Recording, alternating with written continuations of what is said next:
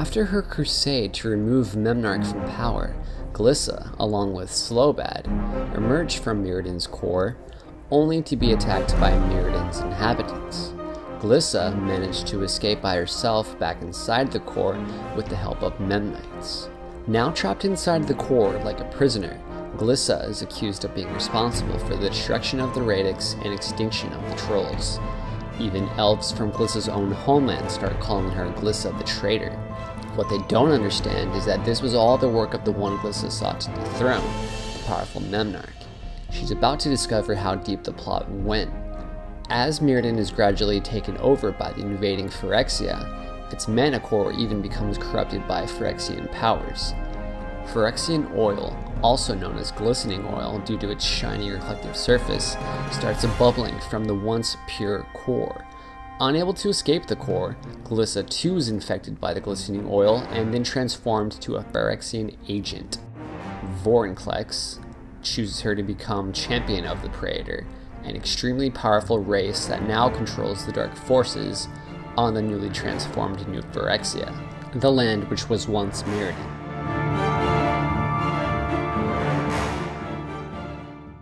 Hi, welcome to Budget MTG Decks. All magic fun, all cards under $1. I'm David, and this is my light in the darkness, Ruud. Hey everybody, today we're going to talk about a fun and effective EDH deck you can build without breaking the bank.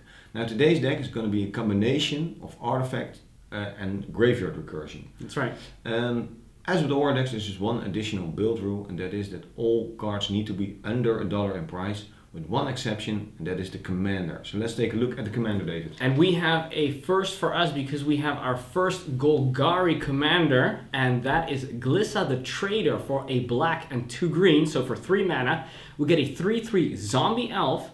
She's got first strike and death touch. Now that is super awesome, which means in combat, she's almost impossible to be killed because she's gonna hit first and she's gonna hit with lethal damage. So that is awesome.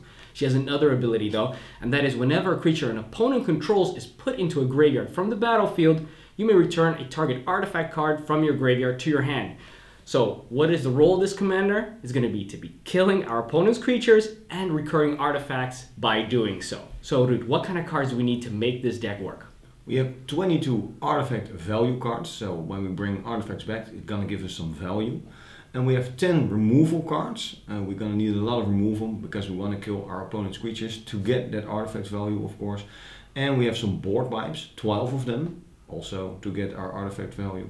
And 17 utility cards, cards that work well with these synergies we just talked about. And then of course we need 38 land cards to make the deck work. Yeah, so what would the ideal turn progression be? Turn 1 we would like to have an artifact that draws us an additional card and will be sacrificed to put in the graveyard, of course. Turn 2, some land search artifact card, we have a lot of those. Then we have the commander turn 3. Turn 4 we would like to use some removal to get value out of the first cards we used in these turns. And then turn 5 a dead touch creature, we have some of those too and some synergy with them. And then turn 6 onwards, we're going to do all the stuff we just mentioned and have board wipes. Yeah, sounds pretty awesome. So let's dive right into it with the artifact value cards. We divide the artifact value cards into 3 categories. The first one will draw us cards. These are artifacts either when they come in or when they go into the graveyard, they will draw us a card. Next, it's the land search artifacts, which allow us to search for land in our library, put it into our hand, or put it onto the battlefield, depending on the card. And finally, we've got the artifact sacrifice cards. These ones allow us to sacrifice other artifacts or themselves to either give us value or to protect them from being exiled. Let's have a look at the first card. The first card is Conjurer's Bauble. For just 1 mana we get an artifact, we can tap it and sacrifice it, and then we get to draw a card. There's one additional thing it can do. It says put up to 1 target card from your graveyard on the bottom of your library. Normally you won't do this because you want the cards in your graveyard, not on the bottom of your library. The only situation when you might do this is very situational, but when somebody exiles your graveyard and you want to have access or have the possibility to gain access to the card again. You could put it on the bottom and maybe later on you shuffle your library so you do have a slight chance that it will become available again. Exactly. Next, we have Chromatic Sphere for 1 mana. We can pay a mana and tap this card to sacrifice it, and then we add 1 mana of any color to your mana pool, and we draw a card. Okay, so this is kind of handy because it kind of turns 1 mana into either green or black, because that's what we want. But it also draws us a card, so there you go. Yeah, quite handy because Glissa, of course, is quite color intensive. It just needs 2 black and 1 green. You do need to have that, so it could come in handy. Then we have the Life Spark Spellbomb. For 1 mana, we get an artifact again. We can sacrifice it by paying a green, and then it becomes target land becomes a 3/3 creature until end of turn. We could also just use 1 colorless. Mostly we will do that, I think. And we can sacrifice it and draw a card. Yeah. Now it might be important to note for beginning players, they might think, okay, when I pay a green and a colorless, I can do both. That's not the case, because you have to pay the sacrifice cost, sacrifice itself, and you can't sacrifice it 2 times. So you can just do 1 of those. Exactly. So usually we're going to be doing the second, but you could also, sometimes you can use the top one, turn a land of our opponent into a creature, and then we can kill it. That's kind of funny, because then you can kill their lands. Also remember that the top one requires green, and the second one is generic mana, so it doesn't require colorless mana. It can be any mana. It can also be black. You don't need colorless mana per se. Next, we have a Necrogen Spellbond for 1 mana. We can pay a black. This is actually the same as the one before, but now for black. You can pay a black and sacrifice it, and then target player discards a card from his or her hand. And then we can also pay a generic mana, sacrifice it to draw a card. Once again, we're usually going to be doing that second one. Do you really want to be paying a mana and losing a card to have 1 opponent discard a card in multiplayer? I don't think so. So usually just stick to the second one. Next card is Nihil Spellbomb. For 1 colorless money, we get an artifact. I keep on saying colorless, generic, you have to forgive me. We can sacrifice... We will not. We do not, alright? Sorry. We can sacrifice it to exile all cards from target player's graveyard, and when this artifact is put into a graveyard from the battlefield, you could pay a black mana and draw a card. This is the main reason for this card, but of course it's very useful against graveyard decks to use the first ability. Yeah, you want to be selfish, you want to say, hey, I'm the one playing the graveyard recursion deck, not you, so I'm just going to use this to continuously exile your graveyard, or continuously exiling everybody's graveyard, because of course we're going to be able to get this card back from my graveyard every time we use it. Then we have Elsewhere Flask for 2 mana. It's an artifact, and when it comes into play, it draws a card, so right there already you're getting the value. Then we can also, it can actually sacrifice itself, so you don't need a sacrifice outlet. And then we get to choose a basic land type. Each land you control becomes that type until the end of the turn. You may think, why would I want to turn all my lands into 1 color? Well, remember that you could also just tap your mana for the color that you want, then sacrifice it, turn the rest of the lands into the other color that you need, and then you've got exactly the ratio of 2 colors that you require. And of course, later on you can get it back and then cast it again and draw cards. So you get great value out of that. Very nice. Next one is Mind Stone. For 2 mana, we get an artifact, and we can tap it to gain 1 generic mana, 1 colorless mana.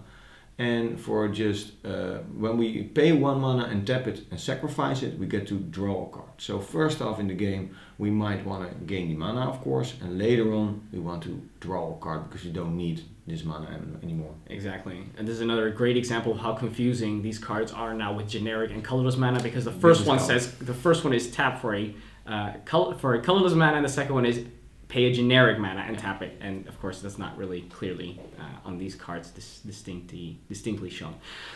Then we have Ichor Wellspring for 2 mana. When it comes in or is put into the graveyard from the battlefield, we get to draw a card. So we got draw coming and going. How sweet is that? But we do need to have something else to sacrifice it. Yeah, but we do have some of those. We will see them later. Exactly. The next one is Commander Swear. For 3 mana, we get an artifact, and we can tap it to add 1 mana of any color, in our Commander's color identity, of course, to our mana pool. We could also sacrifice it to draw a card when we don't need the additional mana anymore. Pretty good. Then we have Moriok Replica for 3 mana. It is a 2/2 creature, still an artifact though. And for a generic and a black, we get to sacrifice it, and then we get to draw 2 cards and lose 2 life. That's actually really sweet because, of course, for 3 mana we got a 2/2, which we can use early game to attack or to block. And of course, you can also do is later, you can block with it, pay the 2 mana sacrifice, you still block the creature, and you lost 2 life, and you drew 2 cards. Pretty cool. Very nice. Then we get Death Reap Ritual. This one is an enchantment, so it doesn't really belong here, but it's so flavorful, and I think it's really similar to the cards we just spoke about, like drawing cards. So we just felt like putting it here. Exactly. It has Morbid. It's for 4 mana, 2 colorless mana, and or 2 generic mana, 1 black mana, and 1 green mana. And at the beginning of each end step, if a creature died this turn, we get to draw a card. So even in our opponent's turns, we get to draw cards. Yeah. So even though, cards. yeah, as we said already, even though it's not an artifact, it is so perfectly, it fits so perfectly with what Glissa wants to do, and it's in the colors. It's in what she wants to be killing creatures. It's absolutely perfect for this deck. So it's going in. Going in. Very nice. Then we have the land search cards now. First we start off with Wanderer's Twig for 1 mana. It's an artifact. We can pay a generic, sacrifice it, and then search our library for a basic land card, reveal it, put it into our hand, and then shuffle our library. Very simple. We essentially just paying 2 mana to chuck this card into the graveyard and get a basic land into our hand, which is pretty cool. The next one is Wayfarer's Bauble. For 1 mana we get an artifact, and we can pay 2 mana and sacrifice it and tap it. And we get to search our library for a basic land card and put it onto the battlefield tapped. So the twig puts it into our hand, this one puts it onto the battlefield tapped. Yeah. Of course, we need to shuffle our library again. Yeah, so for 1 extra mana, but that's pretty nice. Especially, this card becomes especially powerful later in the game when you can recur it a number of times in your turn. Every time pop, pop, pop, putting down multiple lands onto the battlefield tapped. Whereas with the Wanderer's Twig, of course, if you do it, you can still only put 1 land onto the battlefield per turn. So that's why the Wayfarer's Ball was so much better. Then we have Horizon Spellbomb for 1 mana. It's an artifact. Once again, we can pay 2 mana and tap it and sacrifice it to search for a basic land card, reveal it, but this time again put it into your hand and shuffle your library. So more similar to the Wanderer's Twig. However, when it is put into the graveyard, we do get to pay 1 green, and if we do, we draw a card. So at least we're getting both lands and just drawing cards randomly as well. Yeah, actually drawing 2 cards. Pretty sweet. Then we have Mycosynth Wellspring. For 2 mana we get an artifact. And when it enters the battlefield or is put into a graveyard, we may search our library for a basic land card and put it into our hand and then shuffle our library. So it does it 2 times actually. Cool. Pilgrim's Eye is next. For 3 mana, we get a 1/1 flyer, still an artifact creature, and when he enters the battlefield, we get to search for a basic land card, put it into our hand, and shuffle our library. So not only do we now get a land that we need, but we also get a little 1/1 flyer that we can maybe equip with stuff later. We can use to chump block, we can use to poke at people. It'd be very annoying, just poke them with a little 1/1 flyer. So yeah, I kind of like Pilgrim's Eye. Yeah, very, very nice. Mostly I tend to chump block with it. Yeah. It's good. Then we have Burnished Heart. This for is really 3 good. mana, it's an artifact, it's a 2/2 creature. And for 3 mana you can sacrifice it and search our library for 2 basic land cards, put them onto the battlefield tapped. So we actually get to draw 2 lands and ramp 2 lands, for later on of course. And we could do this multiple times because we can get it back with Glissa. It's an artifact creature. It's also a creature, also 2/2, also possible to block with it and then sack it. It's very nice. Yeah, what does Burnished Heart not do? Pretty much every deck could run Burnished Heart. Yeah. But especially this deck gets a lot of value out of it. Then we're going to move on to the final section of the artifact value cards, and those are the ones that allow us to sacrifice other artifacts. We're going to start with a very old card, Priest of Yawgmoth. For 2 mana, it is a 1/2 cleric, and we get to tap this guy and sacrifice an artifact. Then we add to our mana pool an amount of black mana equal to the sacrificed artifact's converted mana cost. So for example, if we were to sacrifice that Burnished Heart we just saw to Priest of Yawgmoth, then we get 3 black mana, which we can use for anything we want. Yeah, Pretty sweet. These artifacts that sacrifice other artifacts are very nice in the deck. In some occasions you get an artifact that does something when it enters and it doesn't sacrifice itself, does not have any way to do that. So you can use these cards to do that. And of course maybe the artifact itself has a sacrifice ability, but you would rather have this sacrifice ability. Exactly. So you can use it. Yeah, and remember, Priest of Yawgmoth is actually not an artifact itself, contrary to a lot of the other ones, so it can't do it to itself. But other than that, you can protect your other artifact creatures from being exiled and giving you a little extra mana, which you may need to cast some even bigger spells. Then we have Thermal Navigator. For 3 mana we get an artifact creature. It's a 2/2 and we can sacrifice an artifact. So it could sacrifice itself, and then this one gains flying until end of turn. Not really useful to give it flying, but it's useful to sacrifice an artifact mostly. Yeah. Especially why this card is so good, you may think, okay, the flying, not relevant. But because the sacrifice cost is free, remember that the Priest of Yawgmoth, you need to tap it, so you can only do it once per turn. The Thermal Navigator can sacrifice all your artifacts should you need to, which could be handy in a pinch. Yes, very handy. Next one we have Piston Sledge for 3 mana. It's a piece of equipment, and when it enters the battlefield, we get to attach it to a target creature we control for free. So when it comes in, we just get to attach it. We don't need to pay its equip cost, and the equipped creature gets +3/+1. That's pretty nice. If you put that on a little Pilgrim's Eye, then all of a sudden it's a 4/2 flyer, and then you're starting to poke a little harder. Additionally, to equip it onto something else, onto another creature, you need to sacrifice an artifact. So this is not instant speed, but it does remember that in your turn, you can essentially, as long as you've got 2 creatures, you can bounce it from creature to creature, sacrificing as many artifacts as you wish. Very, very nice. Of course, it also works quite nicely on Glissa herself. She becomes a lot harder to kill, especially in the offensive, because she has first strike, of course. So she will be a 6/4 first strike, which is very hard. Then we have Extruder. For 4 mana, we get a 4/3 artifact, and it has an echo cost. I think it's the only echo card in our deck. Correct, yeah. It means that when it entered... Very simply, next turn you got to pay it again. Yeah, that's all you got to pay 4 again. Yeah, you paid for this turn, next turn, you're okay, you got to pay again. Otherwise, you got to sacrifice it. It's got a lot of convoluted text, but essentially, that's it. Mostly, you would like to...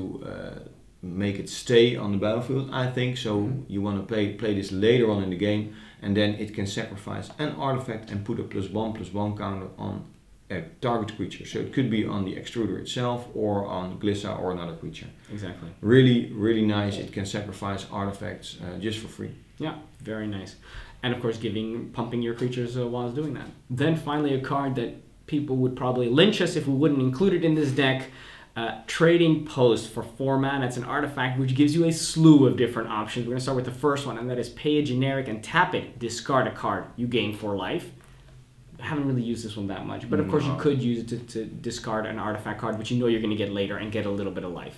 Next, we get to pay a generic, tap it, and then pay a life. Additionally, we're also going to get a 0/1 white goat creature token onto the battlefield. Little chump blocker.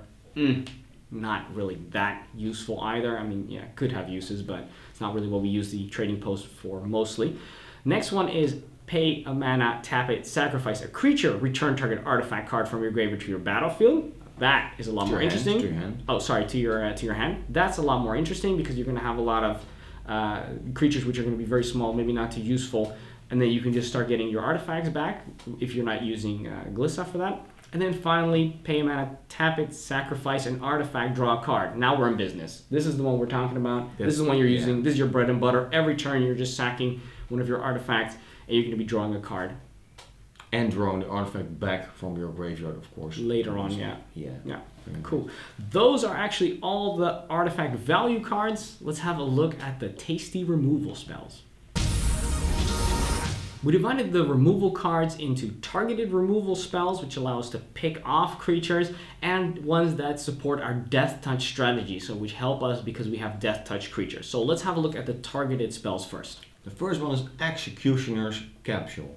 For 1 black mana, we get an artifact, and we can tap it and pay 2 mana and sacrifice it, of which 1 black, and then we get to destroy target non-black creature. So it is a little situational only because it doesn't destroy black creatures, but it's very, very valuable. It's very good.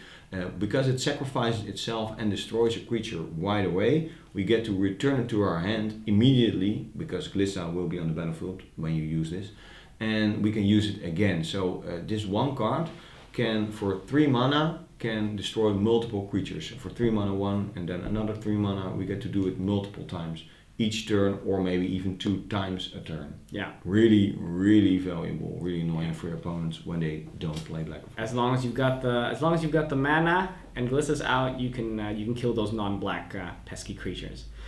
A card that's kind of similar is Perilous Mirror. For 2 mana, it's a 1/1 artifact creature, and when this guy dies, it deals 2 damage to target creature or player.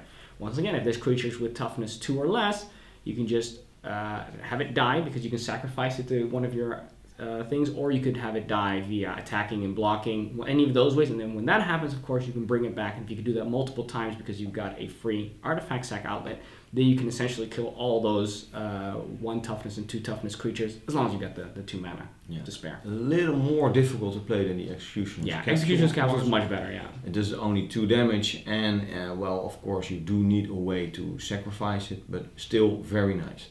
Yeah. Then we have... It's not a competition. No, they're both good. Otherwise you win. Otherwise you win win with your Executioner's Capsule. All right, I'll play next time. All right, good. Sylvok Replica is our next card. For 3 mana we get an artifact creature. It's a shaman. It's a 1/3 card. And for 1 green mana and sacrificing it, we get to destroy target artifact or enchantment. Really important in Commander to have something to destroy artifacts or enchantments. Yeah. Most of our stuff destroys creatures. Of course, well, arguably most important in most cases. But this is also very important to have. Yeah, sometimes it's just annoying enchantment or artifact you got to get rid of. And of course with this one, because it's an artifact creature, when it goes in the graveyard and we later kill something, we get it back. We can remove more stuff. Then we get to a card which I think is awesome, Predator Flagship. If only for the name. For 5 mana, it's a legendary artifact, and for 2 mana, we get to give a creature flying until the end of turn. That's kind of annoying for our opponents when they want to attack us. We got the 2 mana open, they want to attack us with a big flyer, and like maybe some cool angel or some demon, and they think, wait a second, that person could just pay 2 mana and then give Glissa flying, and then all of a sudden it's a 3/3 death touch for a striker. Now I can't attack anymore, so it's really good to play defensively. Next, for 5 mana, we get to tap it and then destroy target creature with flying. In other words, what it says is those flying demons and angels, we can just kill them for 5 mana. What it also says is for 7 mana, we can kill anything, because you first pay 2 mana to give something flying, and then you pay 5 and tap it to destroy it. You can destroy anything, of course, because even when they have like a 20/20 trample landwalker, not a flyer, then you can just destroy it with this for 7 mana. Awesome. That's really then we have Spine of Ish-Sa. For 7 mana, it's an artifact. When it enters, destroy target permanent, so anything, which is of course huge. Yeah. And when it is put into a graveyard from the battlefield, so when you sack it, of course, which is really easy to do later on in the game, we get to return it to its owner's hand. So each turn we get to sack it, and for 7 mana we can destroy a permanent of our choice. Yeah, don't go destroying your opponent's lands at a certain point. That's just evil. Then we move on to the cards that work very well with Death Touch. First one is Pathway Arrows. For 1 mana, it's an equipment with equip cost 2, and it gives the equipped creature pay 2 mana, tap it. This creature deals 1 point of damage to target creature. It also has if it was a colorless creature, then you also tap it. That second part is not really relevant. In essence, what you're doing is you're paying 2 mana every turn and tapping Glissa, because she's going to be equipped with this, for example, or one of your other Death Touch creatures, and killing something. And it doesn't matter how tough the creature is, because the creatures we've got are of Death Touch.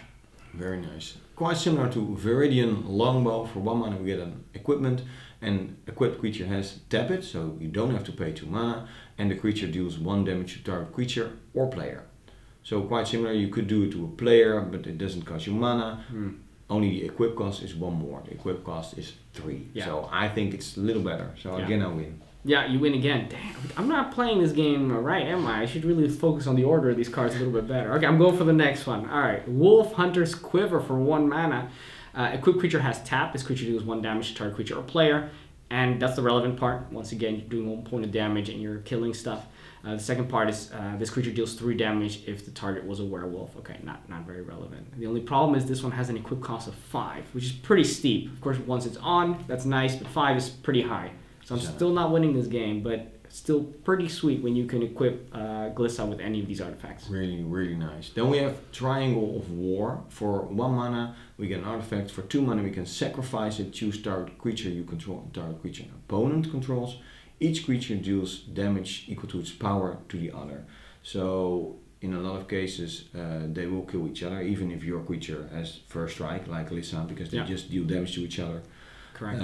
But still very relevant. Still counts. The death touch still counts. Maybe you have a small artifact with death touch you want to use, and you can return it later on. Yeah. It will be really relevant, I think. In essence, what you could do is you could have another Death Touch creature, which is not Glissa. You can have it fight with the Triangle of War, and then when both those creatures die, of course, your opponent's creature dies, so you get Triangle of War back, you get to play it again, and then you could sacrifice it again, have Glissa fight with something which is smaller, and in essence, you had just used one card to kill 2 creatures.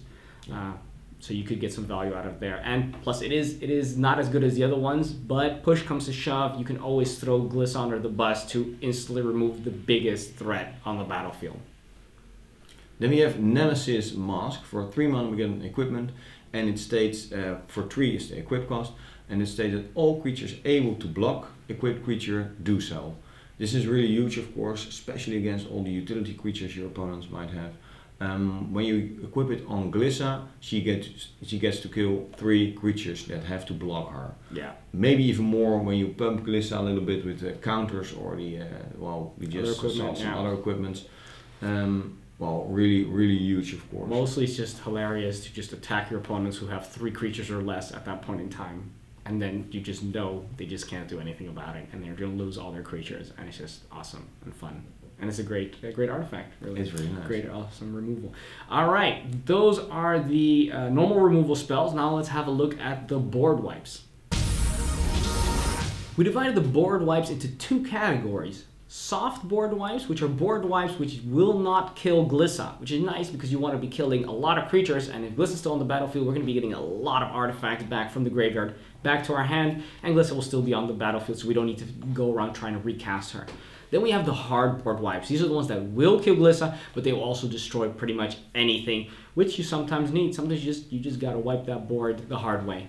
Let's start off with the first, and that is a soft board wipe, and that is Ratchet Bomb for 2 mana. It's an artifact, which we can tap to put a charge counter on, and then later on we can tap it and then sacrifice it and destroy each non-land permanent, so that's not just creatures, just non-land permanent, with converted mana cost equal to the number of charge counters on Ratchet Bomb. It's not equal or less, it's equal to, so it has to be exactly that number, which means that if we tapped it 3 turns before and we got 3 counters on it and then we sacrifice it, we get to destroy artifacts, enchantments, planeswalkers, creatures, which are of converted mana cost 3 exactly. What's also really cool is, of course, if you just play it and then you sacrifice it immediately, you get to kill all non-land permanents which have converted mana cost 0. And guess what? That's all tokens. So there goes your giant token strategy with your 40 tokens in front of me. You just sacrifice that Ratchet Bomb for 2 mana, and essentially you can get all your artifacts as well from your graveyard back to your hand with Glissa. Yeah, that's maybe most important in a lot of commander matchups, to destroy tokens. In my opinion, those decks use a lot of tokens. So. And remember, when you did that, you get it back from the graveyard back to your hand. Really nice.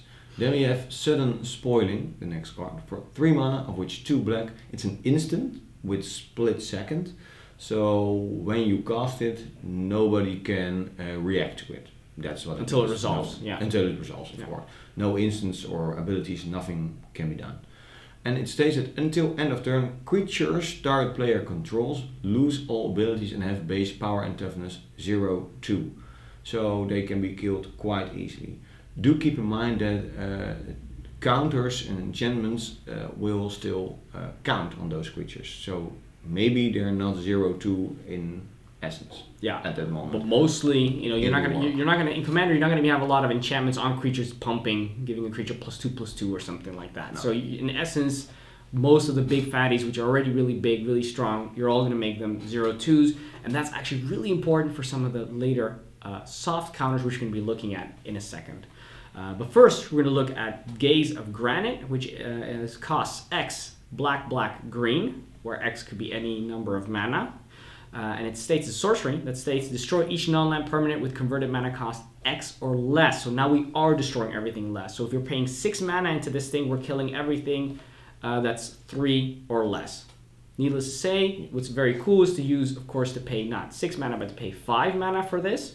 Why? Because you're destroying everything with converted mana cost 2 or less. And guess what? Glissa is converted mana cost 3, so she would survive that. Yeah, I think that could be a really nice use of it. Yeah. Then we have Infest for 3 mana, of which 2 black. It's a sorcery, and all creatures get -2/-2. So this one works really well with sudden spoiling, and of course again with Glissa. Yeah, then this essentially the same card, Drown in Sorrow, same cost, also sorcery. This one also gives all creatures -2/-2 until the end of turn, but we also get the Scry one. Nice little bonus. Awesome, of course, all the other creatures of our opponents are going to be dying, which are toughness 2 or less, but of course Glissa toughness 3. She survives this. She's sitting pretty. Then we have Death Frenzy for 5 mana, which 1 green and 1 black. A sorcery, all creatures get -2/-2 again, but whenever a creature dies this turn, you gain 1 life. So you're going to gain well, pretty much a lot of life in most cases. And of course what's really important to state is that -2/-2 also destroys all creatures that are indestructible or have some other abilities that are really annoying. You don't have to target, you know, Narset with her hexproof, you know, goodbye, there goes your Death Frenzy, Drown in Sorrow, FS just knocks those creatures off the battlefield anyway. Next we have Extinction for 5 mana. It's a sorcery, and it states destroy all creatures of any creature type of your choice. Happy to see all those tribal players, somebody's playing elves, somebody's playing dragons, then you just go, okay, well, good luck with that, because I've got Extinction, and now you don't have any of your creatures anymore. You can really pinpoint somebody's being super annoying with that. Yeah, then we have Hex for 6 mana, of which 2 black. It's a sorcery, and it states destroy 6 target creatures. So the most annoying 6 creatures you can destroy. Yeah, essentially what this reads when you've got Glissa out is for 6 mana, destroy 6 creatures of your opponent and return 6 of your best artifacts from your graveyard to your hand. Now that's a pretty good deal. Really nice. Yeah. Then we have Ingaruk's Wake for 9 mana. That's steep. So what it does better be good. And it's a sorcery. It says destroy all creatures you don't control and all planeswalkers you don't control. Now that's a pretty good soft board wipe, because not only is Glissa going to survive that, but all your creatures survive that, and none of your opponent's creatures survive that. So I think it's worth the 9 mana. It's soft, but it's actually harder than the hard board wipes, which we're going to see right now. The first one is Extinguish All Hope. For 6 mana, it's a sorcery, destroy all non-enchantment creatures. Chances are there are no enchantment creatures on the battlefield, so it just destroys everything, which doesn't have indestructible or regenerate, of course, but still. Exactly. A lot it will destroy. Exactly. What more do you say about that? Nothing. Just kill everything. Then we have a relatively new card, but it is great in a deck like this, which has a very low amount of creatures itself. Deadly Tempest for 6 mana. It's a sorcery. It says destroy all creatures, but each player also loses life equal to the number of creatures he or she controlled that were destroyed this way. Now, if you thought that having all these board wipes that do -2/-2 is annoying to token players, wait till you hit them with this Deadly Tempest and they lose 40 life because they had 40 tokens creatures that they put up. That's hilarious. Yeah, really nice. Then the next one is Necromantic Selection. For 7 mana, of which 3 black mana, we get to destroy all creatures and we get to return a creature card put into a graveyard to the battlefield, and it will become a zombie. We do have to exile Necromantic Selection itself, but we get to return the most insane creature that was on the battlefield of one of our opponents or a creature we controlled ourselves, and we get to get it into our control. Pretty sweet. Those are all the board wipes. Now let's have a look at some of the cards that work really well in this deck. Some of them have some synergy, and those are our utility cards. We divided the utility cards into 3 categories. The first one is Death Touch. Of course, Glissa already has Death Touch, but it doesn't hurt to have a couple of redundancies in there. So these are going to be a couple of extra Death Touch creatures to help us out. Next, we've got the Recursion cards. These are cards that allow us to get cards from our graveyard back if they're not artifacts, and which allow us to have the graveyard recursion be a little bit more prominent within the deck. And then finally, we've got some win conditions. This deck can do a lot of stuff really cool. It can get stuff back from the graveyard, it can draw cards, it can look for lands. But in the end, you can draw all the cards, you can put all the lands, and you can ping all the damage you want, but you still need a way to kill your opponents, and the win conditions will allow us to do that. So, Rick, let's see, what is the first Death Touch creature? It's Stinkweed Imp. For 3 mana, we get an Imp. It's a 1/2 flying creature, and when it deals well, of course it has Death Touch. Well, it states when it deals combat damage to a creature, destroy the creature, but still it's Death Touch. And it has Dredge 5, which states that if you would draw a card, when this is in your graveyard, instead you get to put exactly 5 cards from the top of your library into your graveyard to put Stinkweed Imp back into your hand. So of course this will fill up our graveyard for all our recursion cards, which is really relevant in the deck. And of course it is a 1/2 flying creature with that touch, so really nice. What you really want to do is what you essentially want every turn somebody to attack you. You want to block with Stinkweed Imp, kill your opponent's creature, have Stinkweed go into the graveyard, and in your turn draw Stinkweed Imp out of your graveyard and mill yourself 5 cards. And every turn milling yourself 5 cards is going to putting the best artifacts at your disposal and killing of course your opponent's stuff.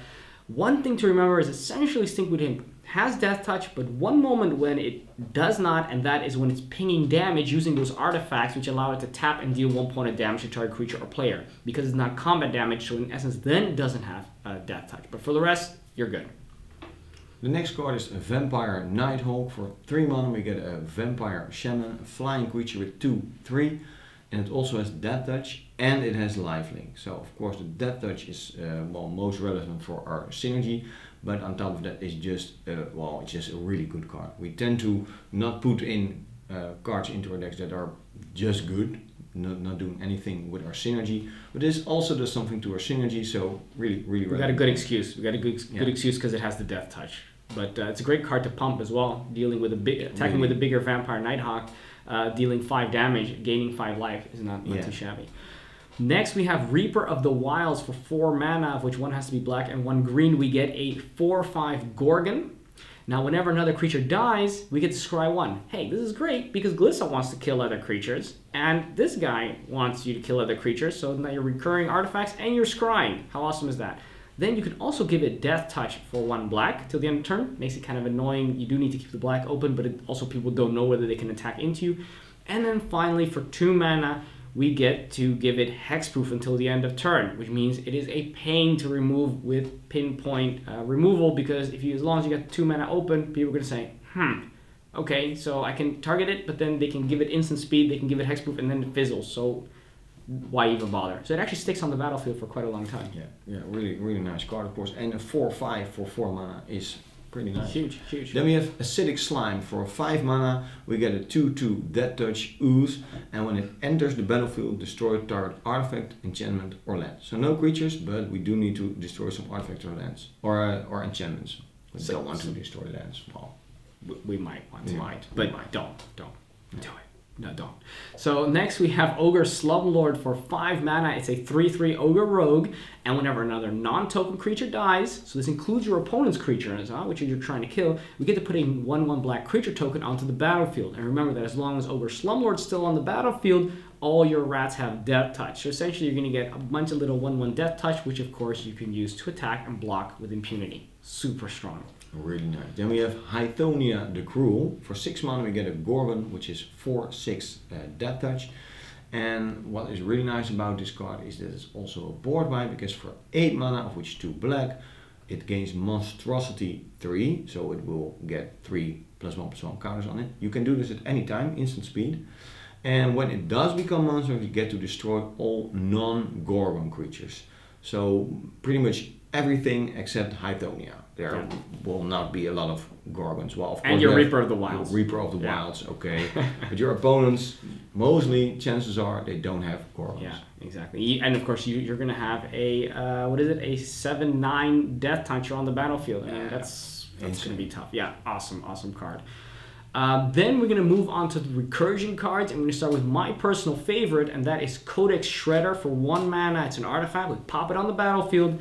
We get to tap it to have a target player put the top card of his or her library into the graveyard. So we're milling ourselves every turn. Tap. It's not big, but it's also only costing you 1 mana. It doesn't matter. And later on, when you've got that juicy card in the graveyard, that board wipe, that sorcery, that instant, that non-artifact card that you need to get back, you get to pay 5 mana, tap it, sacrifice this guy, and then return that card from your graveyard to the battlefield. So essentially for 6 mana, every time you can return those board wipes, and of course your board wipes are killing stuff, which is returning Codex Shredder back into your hand, which of course later on allows you to once again get that board wipe. So it essentially allows you to get your board wipes back in an infinite amount of times. Yeah, when you do have Glissa, of course, because when you wipe Glissa, use your soft wipes, use your soft board wipes. Yes, but still, of course, really nice. It does get returned when the game continues. Yeah.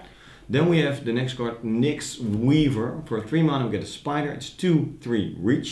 Could be relevant, and there can be a lot of flyers and we don't have a lot of those ourselves. And at the beginning of our upkeep we can mill ourselves for 2 cards.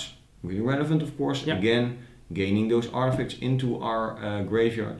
And then later on for 3 mana we get to exile Nyx Weaver, so it doesn't end up in our graveyard of course, but we can return target card from our graveyard to our hand. So again, any card. Yeah, exactly. Not as good as the Codex Shredder, but then again it's milling us faster and it still allows us to get that awesome non-artifact card back when we really need it. Then we have also relatively new cards, Skull Winder for 3 mana. It's a 1/3 Death Toucher, so this one could also belong in the Death Touch category. And when it enters the battlefield, return target card from your graveyard to your hand. Remember, this is target cards, so it could be anything. It can also be those sorceries, instants that you might need, or an artifact or a creature. And then you get to choose an opponent. That player gets to do exactly the same thing. So you're giving somebody else some value. You know, you could maybe form some alliances. Say, hey, I'm going to do this. I'm going to grab this back, but I'm going to give this to you so you can also get something good so we can gang up on this 3rd or 4th person. So Skullwinder in essence, also a great blocker. Yeah, of course you could also use it after you exile some graveyard so they don't have anything, or against a player that just has a land in their graveyard, they don't need any land support. Yeah, that could also work. There's definitely ways that you can first exile their graveyard. That's really cruel. Then we have Salvaging Station. For 6 mana it's an artifact and we can tap it, return target non-creature artifact card with a converted mana cost of 1 or less from our graveyard to play that is. We do have a lot of those. We even have some lands that are 0 cost artifacts, which we will see later on. So it's really usable. It is 6 mana, so it is quite late game, but you can, in a lot of cases, you can do this multiple times in a turn, because whenever a creature is put into a graveyard from play, you may untap Salvaging Station, so you can return an artifact with converted mana cost 1 or less again. Maybe use the Executioner's bubble. Executioner's bubble. So it's really handy later on in the game. Yeah, just kill stuff. A lot of value. Just kill stuff and return things, and hopefully your graveyard will be nice and full. And plus, you may say, okay, this is for late game, and it absolutely is. But this deck is not in a hurry to win the game. This deck is taking its time, putting cards in the graveyard, wiping the table, soft wipe, hard wipe. So it's gonna get there later on, and then being able to use it multiple times while you're killing stuff is gonna be super awesome. Now we're gonna move on to the win conditions. The first one is a perfect card for any heavy artifact deck, and that is Cranial Plating for 2 mana. It's a piece of equipment with equip cost of 1, so it's actually very affordable when you're playing it. And the equipped creature gets +1/+0 for each artifact you control. Needless to say, we're going to have a lot of artifacts, so we're going to be able to pump our that creature a lot. We can also pay 2 black, and then instead of equipping it, we get to attach it. Now, what's the difference between attach and equip? Equip is sorcery speed, so you got to do it in your turn.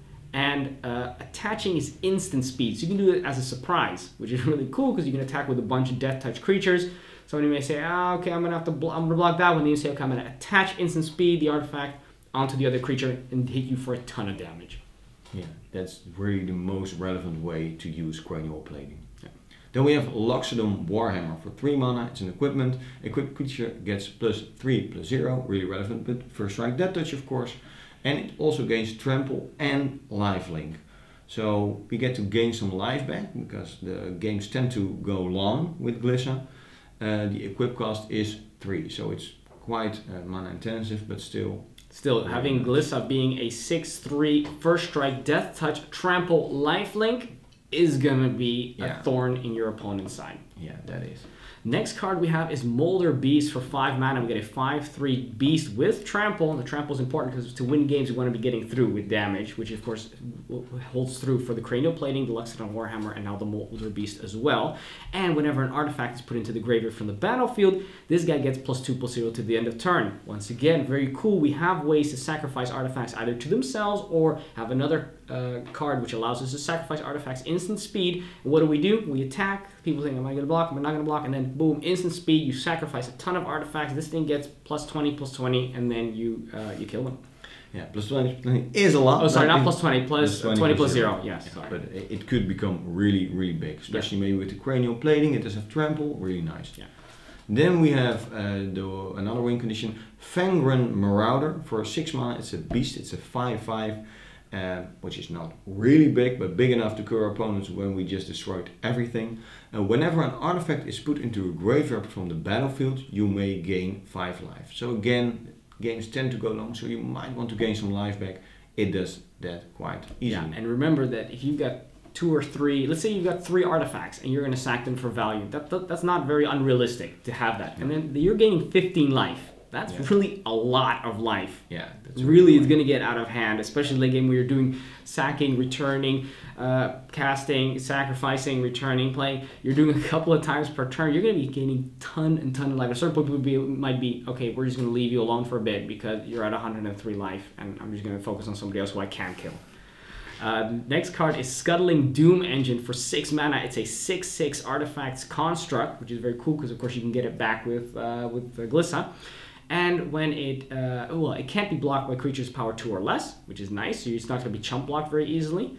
And when it dies, deals 6 damage to target opponent. So you might not even care if it dies, because it might get killed, it'll probably take something else with it, and then when it dies, you're doing 6 damage in somebody's face, and then probably later something dies, you get it back, you play it again, you let it die, you're still doing tons and tons of damage, even while they're killing it. Really, really nice card. Then we have Steel Hellkite, really good value card. For 6 mana, it's a 5/5 flying dragon. It's an artifact again, so you can return it with Glissa.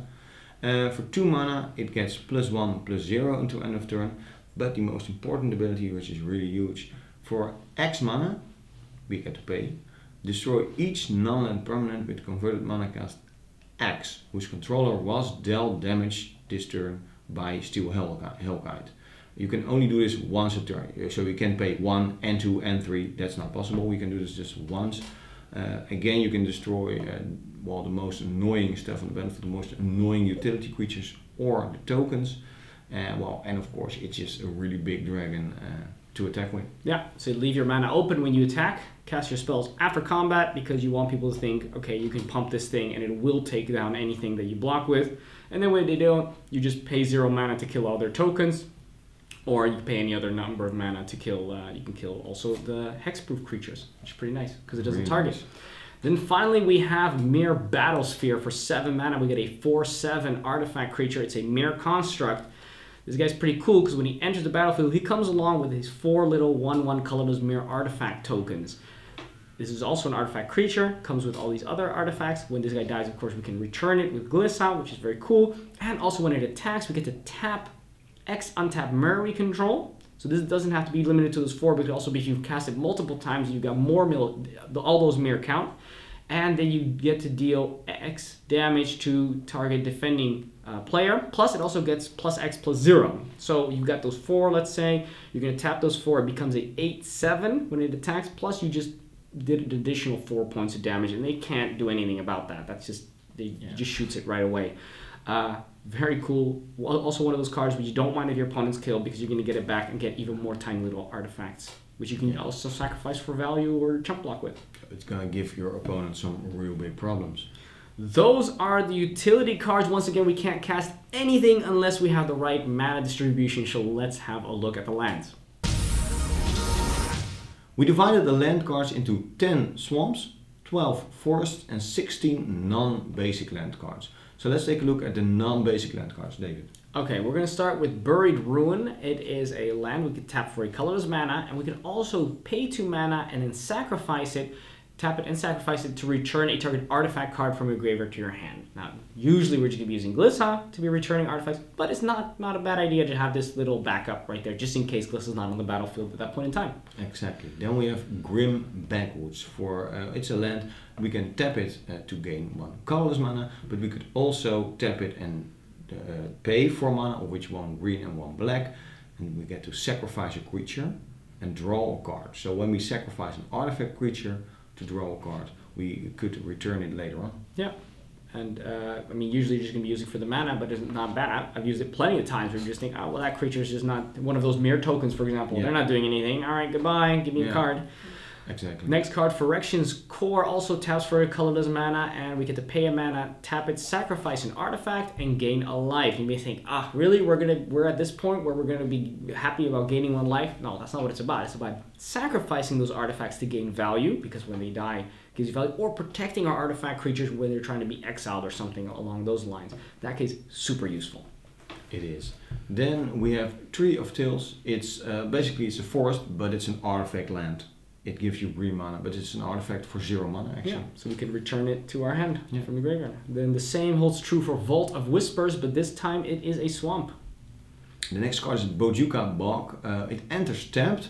It will give us a black mana when we tap it, but when it does enter, we get to exile all cards from target player's graveyard. Really valuable. Such a good card. It's always so nice to see somebody also playing graveyard, and you have that card in your hand. And you think, so well, I'm going to be playing graveyard recursion, but you're not, because I'm going to exile all your good cards that are in your graveyard right now. Then we have Darksteel Citadel, also an artifact land. It's indestructible and taps for a generic. Being indestructible is not too relevant because we don't really play in a meta where everybody's destroying everybody's lands, and neither should you. But still, it's an artifact land. Still, it does give a colorless mana actually. Oh, sorry. Yeah. But still, well, still, it's new. It's still new for me. Almost everything is true. Almost everything is true. I say. Yeah. Then we have Golgari Guildgate. It enters tapped, but it could give us a black or a green mana. Yeah, Jungle Hollow the same, except it also gives us a land life when it comes in. Then we have Tainted Wood. It taps for a colorless mana, but if we have a swamp, which we will, hopefully, it taps for a green or a black. Yeah. Then we have Golgari Rot Farm. It taps for a black and a green for 2. But it does come in tapped, and when it does come in, you have to return a land back from the battlefield to your hand. Yeah, actually some card advantage in my opinion. Yeah. Really nice. It's 2 lands in 1. And then we have Pine Barrens. It comes into play tapped. We can tap it to gain a colorless mana, but we could also tap it to gain a green or a black mana, but it does do 1 damage to us. Yeah, not that great, but you know, fixing in a pinch. Vivid Grove is next, and it's the same as Vivid Marsh. One of them is green, the other one gives us black, but it also comes in with 2 charge counters, and we get to tap and remove 1 charge counter to give us mana of any color, which means that usually they're either just green or black, but 2 times they get to give us another color. Exactly. Then we have Terramorphic Expanse and Evolving Wilds. It's a land we can sack it when we tap it, and we search our library for a basic land card and put it onto the battlefield tapped. So we get to choose which basic land cards to put. Where would our multicolored decks be without those 2 cards? True. Awesome. All right, well, those are the lands. Let's have a look at the conclusion. In conclusion, this deck is a lot of fun to play. It does a lot of stuff in your turn. It's really, really nice when you are like sacrificing this, returning another card, destroying a creature your opponent controls, and they're saying, okay, what is going on right here? Show me again. I don't believe you. You gotta show them what is going on. It's really difficult to play for beginners. You have to do a lot of stuff. You get to know a lot about Magic, so this is really nice. You really have to think a lot about what you're doing. Of course, you do need to protect yourself and think about what are you going to destroy and what are you going to leave for your opponents to destroy, well, each other, of course. Yeah. David. I really enjoy this deck very much. We haven't done an artifact focus deck before. I really like the fact that the Golgari flavor is to return stuff from our graveyard. The artifact part is also very dominant in this deck. I like that you got the death touch because people don't like to attack you. And I also like the fact that every turn you got to think, okay, if I do this, then I can get that back, then I can attack that thing, then that thing will die, then I can put this thing back out, put it in my hand, play that, 2 more mana. You really got to think. If you like to think hard about these kind of things, you're going to be able to get so much more value than people will be able to believe, as Ruud already said in the first couple of times of playing it. What it isn't is this deck is not a brute force. I got a huge creature and I'm gonna smash your face in with it. It's a very subtle deck that doesn't put a big target on its head. It's controlling the board. It's gaining value as time progresses. The longer this deck is on the battlefield, the stronger this position is going to be. The richer that graveyard is filled, the stronger this deck is going to be. And also what's very beautiful is that you can just remove stuff constantly. You've got your soft board wipes, you got your hard board wipes, you got your targeted removal. People may not like you because of that, and that's why what Ruud said is very important. Don't destroy everything. Pick and choose the things that are a threat to you, those unblockables, those flyers, those things that are going to be coming at your face. Kill them at the last moment when somebody attacks you so that people remember, maybe we shouldn't attack the Glissa player because that's just going to end up badly for me, and let the rest duke it out and deal the tons of damage because we're not doing so much damage at the beginning anyway. All in all, Lots of fun. You got to think, but you also get a lot of cool interactions and a lot of cool combos. Stuff, for example, like the Priest of Yawgmoth and the Spine of Isha. You play the Spine of Isha, you destroy target permanent, then you sacrifice the Spine of Isha to the Priest. The Spine of Isha goes to the graveyard, then goes back to your hand. You've got 7 black mana. You can use that 7 black mana to once again play Spine of Isha. Yeah, and what is really nice is that this deck does a lot of different stuff while maintaining synergy, while sacrificing and while returning cards. It does so much, so that may be why this video is, I think it's a little longer than our videos usually are, because this deck just does a lot of different stuff. Really nice, really awesome. Also check out the deck list below. You can just click in the description. They got the full deck list. Just click on there. You can just peruse all the cards at your own leisure. Also, it's pretty affordable, right? Yeah.